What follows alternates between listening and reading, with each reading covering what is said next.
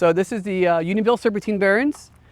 We added this to the property in 2012. It encompasses a little over 200 acres. You'll see these ditches here along the side of the trail. It's actually corundum mines. This used to be the site of a corundum mining operation. And corundum was used as a industrial abrasive. So on the hardness scale, you've got diamond at the top, which is a 10. Corundum is about a 9, so hard stuff. And when they mined it all out here, they moved on to the next best thing, which was garnet in the Garnet Valley, not too far from here. Okay, so the serpentine rock itself is what we see here on the ground. This is weathered, so it's not as green as you normally see, but serpentine rock is this beautiful green color. If you go to towns like Westchester, you'll find lots of buildings, churches that are made from the serpentine rock. It was popular for building stone. But it's a very soft rock. The thought is that it was ancient seabed from an archipelago that was smushed under the ground during the formation of a supercontinent, and then they pulled apart and finally exposed. Now what makes this rock unique is it has a high nickel content, which sounds pretty cool, like it's worth money, but it's not. But the nickel causes certain plants not to grow very well. So the plants that have sort of adapted to it can grow here. The word barren or barren land actually was coined by local farmers. Their crops wouldn't grow here because the nickel content was so high that they called it barren land. But in fact, it really is not barren. As we go further, we'll see lots of plants that are thriving here, but they sort of adapted to the conditions that this rock leaches out into the soil.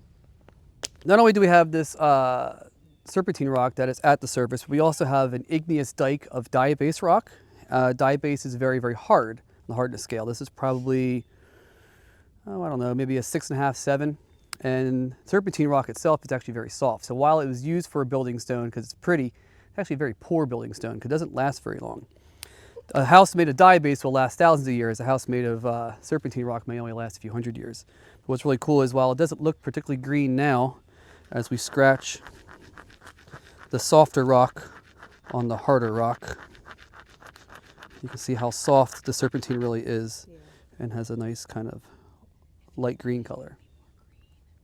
As you get to go through here, you'll see rocks that are more green in color. So because we got a little rain last night, or it's just different varieties. Oh wow! The barrens, because they couldn't really grow crops here, they were more or less just abandoned sections of land. We have aerial photographs from I think the 1930s that show this open grassland area much larger than it is today. But like anything else, invasive plant species, trees on the edges that continually drop their leaves over time will create enough soil layer over top the bedrock of serpentine that the effects of the serpentine rock are no longer effective. So over time, the native grassland has shrunk and shrunk and shrunk. So when Natural Lands acquired the property, we wanted to open up the land to the way it was back in the 1930s. So we hired a company to come in and do a selective logging through here in the middle, and it ended up becoming pulp for making paper. And we have now since used prescribed fire here multiple times. We do selective mowing and treat the invasive plants with herbicide as needed. So 3 or 4 different methods that we use to expand the original open area of the barrens. One of the cool things we do is we will actually collect seeds and we send them off to Mount Cuba Center where they propagate them, and we put them in areas where Mother Nature needs a little bit of help to spread them out. So we're taking these sort of really nice areas, taking those and putting them in areas that we're actively restoring. Species augmentation. You'll notice these green trees, these are Eastern red cedar trees. They're an early successional species. We don't really particularly want them here. So when we first got in here to start doing some restoration, we just started removing as many as we possibly could. We realized though that the juniper hairstreak butterfly is living in these trees. So we use adaptive management. We have now had to adapt our management techniques to now also protect the hairstreak butterfly. So what we did was went around with a long telescoping pole in the springtime, and we would smack the trees, and someone would have binoculars, and if these itty bitty little butterflies would fly out, we would mark the tree, GPS the tree, and we would save that tree from future cutting. But like anything else, trees come, trees go, so we still selected some trees to remain different size trees, large trees, small trees, in between trees, to ensure that the hairstreak butterfly will have a home if their current tree dies. of natural causes. So we're managing for the grasslands, we're managing for the juniper hair streak, we're managing for people as well. So adaptive management is an important tool we use. Dr. Roger Latham is probably the world's foremost expert on Serpentine Barrens. We work with Dr. Latham to create a management plan for the Serpentine Barrens. We adapt that plan as needed based on what we've been finding with our management techniques. So the juniper hair streak was a change we had to make to that plan. How we're using fire, where we're using it versus what's more important, what we thought was more important, where it is now. So making a plan but being open to changes. Multiple colleges and universities utilize the Serpentine Barrens for various types of research. There's a lot of things going on over here, and I think it might have, some of these are about the carbon dioxide levels in the soil, but when there's little flags like this, I think they're actually marking individual plants that they're measuring. So Serpentine Barrens are a globally rare habitat. There just aren't many places on Earth where those conditions of seafloor and supercontinents creating and pulling apart happen. So there aren't many places. There's a lot here in Pennsylvania and in Maryland. When I say a lot, this is sort of a hot spot for it, but by no means is there a lot of Serpentine Barrens. There's some in Westchester and in Delaware County, but there aren't many places around the world that have this particular type of rock. There's probably 30 sites or 30 areas in the world. There's some in Australia, I believe, and maybe some in Europe. But mostly the east coast of the United States is where you'll find it. The Serpentine Barren rock has to be at the surface. So there is plenty of it that's probably buried underneath, but it was when it's at the surface, as the surface bedrock, is when we get these type of habitats. So another management technique we use to manage the Serpentine Barrens is soil scraping. It's where we take the soil off the bedrock and expose it to the surface. And we chose this particular area because we had a lot of native greenbrier. It was just a mat of greenbrier, and its roots were very hard to manage. So we were able to take equipment we have here on site and scrape off the greenbrier and soil. But we were left with this strip where we're able to take the soil off and use the soil elsewhere on the property for other projects and expose the serpentine bedrock. And we did nothing. We did not supplement any seeds. We did not replant anything, no plugs, nothing else, and kind of just waited to see what happened. And everything you see here is a native serpentine plant. This is called the gravel forb community. So if you get down and look, there is a lot going on amongst all these little pebbles and rocks. So this is sort of what we're managing for, where the rock is at the surface, and then where the rock is slightly below the surface, we'll get these native grasslands. Seeds were just in there, just waiting to be liberated. It's hard to say how long the seeds were just waiting.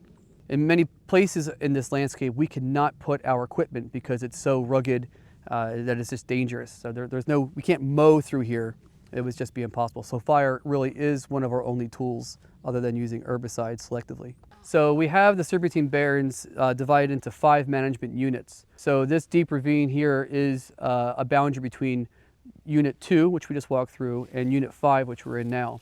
This is one of our more pristine grasslands. More or less, this is what we're kind of trying to create throughout the entire Unionville Barrens, is this native grasslands with some underlying flowers and these sporadic oak trees that grow here as well. And the oak trees are rather old, but because of the soil conditions, they almost seem like they're stunted in size. This is also a site where we did some more of that species augmentation, where we did our collected seeds that Mount Cuba grew for us, and through the help of the Forest and Nature volunteers, we took, obviously we have some great grassland here, but as we got towards the oak trees, the species sort of got a little thin. So we planted about 200 species into amongst these trees here. So taking that pristine grassland and kind of moving it where it needed a little bit of help. So several years ago, we were fortunate enough to add some more acreage, about 20 more acres of the Unionville Barrens to the property. And so here in Unit 5, we've managed this through selective mowing, species augmentation, prescribed fire. But the new unit that we've added, Unit 6, has not received much management over the years just yet. So it's a very fine line here on the trail where it's managed property and unmanaged property. So I don't really want to go in there, but I wouldn't mind walking through here. So it does go to show what the kind of work that Natural Lands has been doing over the years. While it is slow and we manage things not by the day or the project by the hour, we do manage it by the decade, and there will be much more work to do long after I'm gone. But the work is showing for itself. And in fact, as we walk further down the trail through the woods here, it was an impenetrable mess of things. And with the use of prescribed fire of this site, we've burned 3 times. We can now actually see through. We've opened up, created more sunlight, and sunlight is what we need. Shade is not all that conducive for the Serpentine Barrens. So creating sunlight, opening up the forest, and having some of these native grasslands by themselves spread into the forest, which is what we're looking for. So another spot that we used the soil scraping technique was on this little knoll over here in what we call Unit 4. There was a really nice pristine area of native serpentine grasslands at the very top. So we retained that and scraped the soil off from there. And then we had volunteers and staff come in and plant roughly about 250 plants that we had collected from the Barrens as well. So a great project. We didn't have to take the soil off site because this ditch here was an old roadbed that became a quagmire. So we were able to kind of just push the soil into that old roadbed. We moved the trail from there to here, and really helpful because getting the soil out of here would have been next to impossible. So great little project that worked out really well. Our volunteers are great because they came out here and helped us plant potted plants that were about this big in which is essentially solid rock. Luckily, serpentine is a soft rock and it's not granite because that would have been impossible, but nonetheless, it was not the easiest project. We desperately needed the plants there. So because there is a lot more shade in this particular site, and shade is the enemy here for some of these plants. So I don't think they would have filled in on its own like it did at the other site where it is in full sun. So yeah, hooray to our volunteers for digging in solid rock. And how do they do it? Shovels Shovels are and determination. As we walk up this trail, you'll notice the serpentine rock at the surface. But as we sort of crest the hill, you will no longer see it and we will be leaving the Unionville Barrens. So in closing, I just want to touch on how important the Serpentine Barrens are. Since they are a globally rare ecosystem, there just isn't much left. We're not making any more. And with development going at the fever pitch that it is, having these places preserved forever is really important. But more importantly is the actual management of them. Because it's one thing to have it, but if we're not actively restoring the land, it will eventually disappear. So which is why support from donors and members is so really important to do this difficult work that will last decades. It really is a lifetime worth of work to preserve these rare ecosystems.